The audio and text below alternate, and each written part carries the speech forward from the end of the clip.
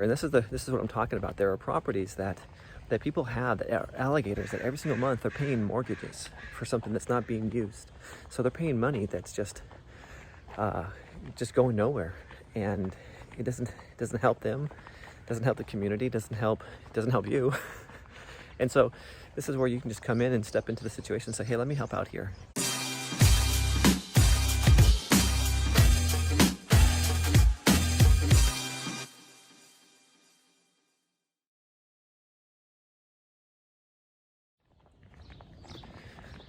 So here I am walking.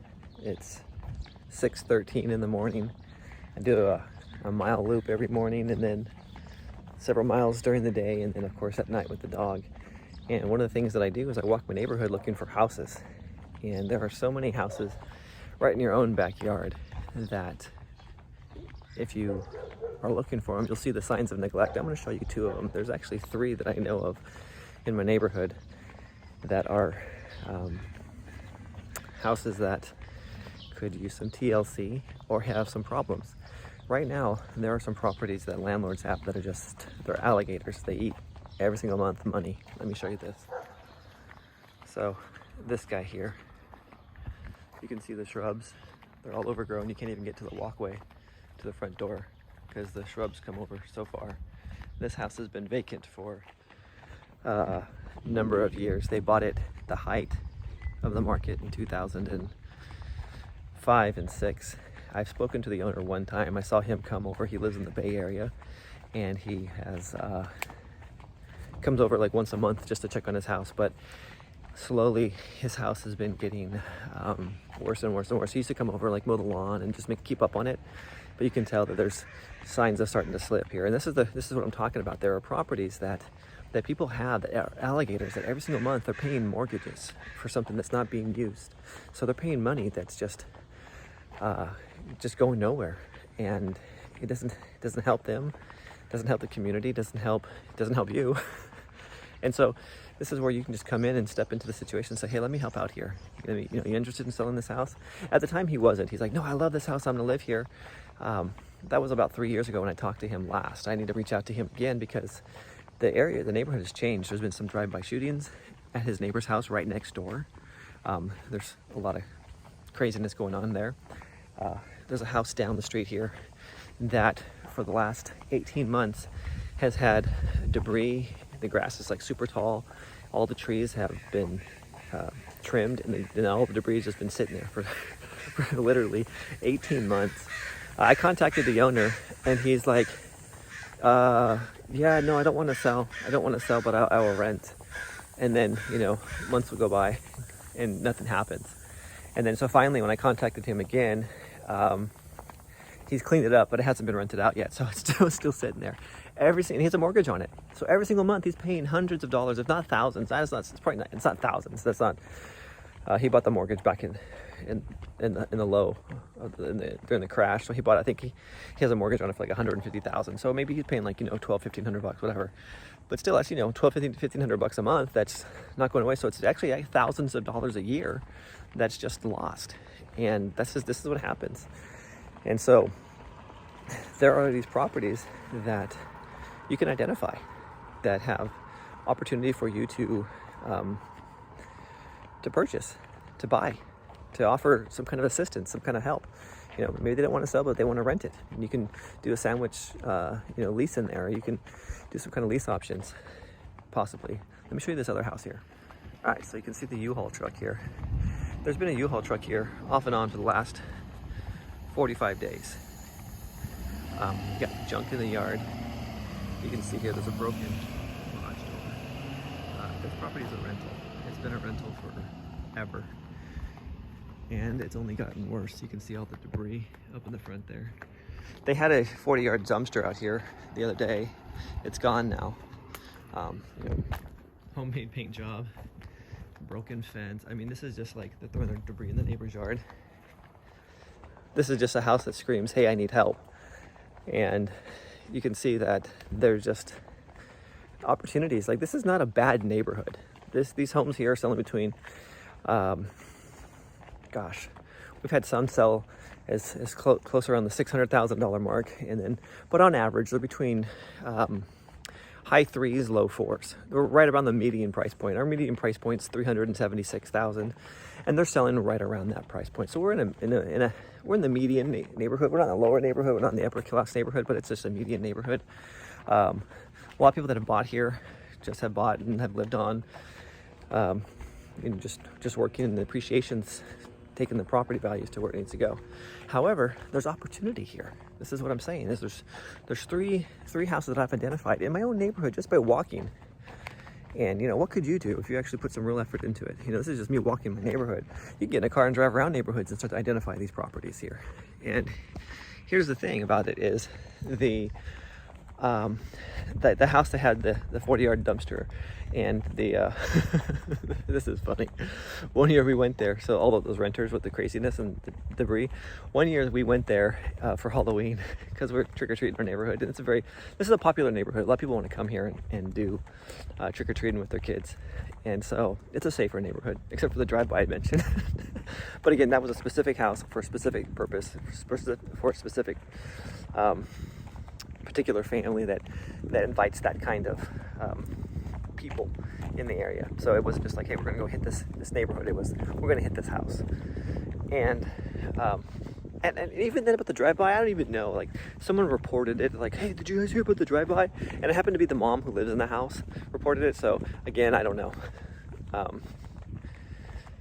if it was just attention seeking or what, but anyway, I feel bad for that family. There's a lot going on there. So I digress. The house that had the renter. So we go there on Halloween, right? So it's still Halloween, we're trick-or-treating, and these are not your typical renters. These are like I don't know what the situation is. It's definitely not a professional landlord, I can tell you that. This house has been just neglected, disrepair. A lot of coming and going. There's probably a lot of drugs in the neighborhood, in that house. The people that are there, there's a lot of homelessness. There's people that come from the levee, which is, unfortunately, we live close to the levee. There's a lot of homelessness down there. And this house seems to be a very transient house for a lot of people. I didn't know that at the time, a couple years back when we went trick-or-treating, because we didn't go last year. We're like, forget this, we're not going to that house. But it's probably 2018 we went, and we knock on this dude's door, and he's like, oh, what's up, man? Answers the door. Fortunately, he had clothes on, so that's good. And he's like, hey, what are you guys doing? It's kind of late to be out with kids. I'm like, dude, it's Halloween. I'm like, are we the first people that knocked on his door? Like, I don't understand. He's like, what? Tonight's Halloween? Oh, hang on. He like runs to his pantry. He's given like canned goods, like canned corn, baked beans to my kids. My kids are like looking at me like, Dad, should we accept this? I'm like, yeah, whatever, just take it. It's bless the dude's heart. He wanted to give my kids something, but he didn't have candy, and so he decided to take some canned goods from his pantry that he probably got from the food shelter or something, man. I don't even know. So anyway, when I called this particular landlord about that house, I said, hey, I own a house in the area. I'm looking to buy more. I see your house it could use a little help. What are your plans with this home? Are you planning to just let it stay as is, or are you have any plans to sell? I'd like to help out here. And he's like, oh my gosh, yes. And so he tells me like this, what's going on. He's like, I'm gonna clean it all out. I'm gonna get a realtor and all this stuff. And that was about a month ago. And he's been cleaning it out slowly, but he's dumping money into it. I don't know if they're paying him. I doubt that they're paying him. It can't be very much if they are. And so I just reached out to him again. I said, hey, are you interested in selling the house as is? I'll take on all your problems. And this is the opportunity that most people have right now, or they're afraid to, is to talk to landlords, because they don't want to get stuck with a problem tenant. With this eviction ban right now that's happening, they're like, oh, I don't want to get stuck with these guys. I mean, here we are, end of June, supposedly the eviction moratorium should be up. But I'll tell you, I've already done a few evictions already with this. You can get around the eviction ban. And so there's opportunity for you to go find a struggling landlord who's having to pay money every single month that they don't want to. And oh, here's another opportunity. Forgot about this one. So this house caught fire. I wasn't here when it caught fire. I was in Florida. But it came back, and my wife and I, we walked this loop and we're like, holy crap, look at this. This house caught fire. So I have not contacted this owner. This is something that I have not had a whole lot of success with burned out houses. And so I have not contacted him. Most cases, especially in newer homes, I have found when I've contacted some sellers that have had fires, they had no interest in selling. They're just going to rebuild it or have the insurance take care of it, and it covers a lot of what they're doing. Some of the older houses that have burned, we've bought those things, but no one's living there. Like, this is like obviously someone's house, their primary residence. A lot of emotion is tied up into some of the belongings and possessions that they lost. That's just not an area that I have found much success in. I know there are other guys that have.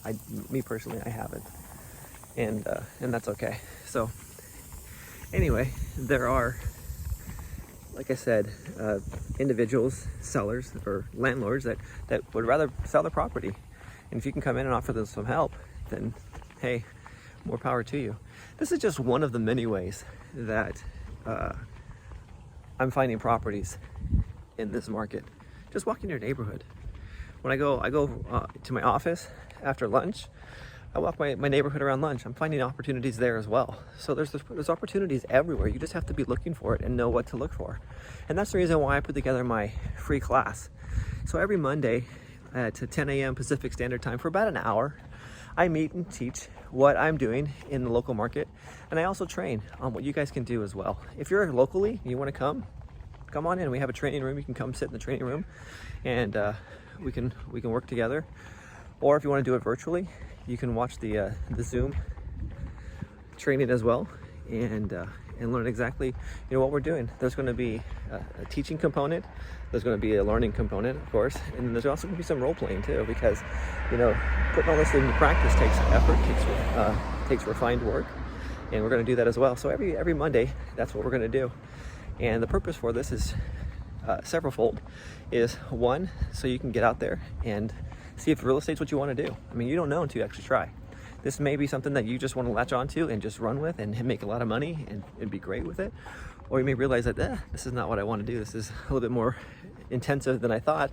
I like the idea. It's sexy to go have some real estate in my portfolio, but I really don't want to put the work in, or I'm going to pay someone to do that. And that's totally fine too. Figure that out and move on. The other thing is I teach you how to do this stuff, and now you've identified a property, you found a property. Now what do you do? How do you go? What's your next step? Well, there's opportunity for us to partner. There's more than enough opportunity everywhere, not just at my market, but in markets that you're in and I'm not in, that we can partner on, and we can do some deals together. I know how to do this. I got the money to close on deals, and we can make some exciting things happen for all of us. And of course, on top of it all, we're actually helping a seller, someone who's in a situation that is uncomfortable, not profitable for them, and they just want to get out.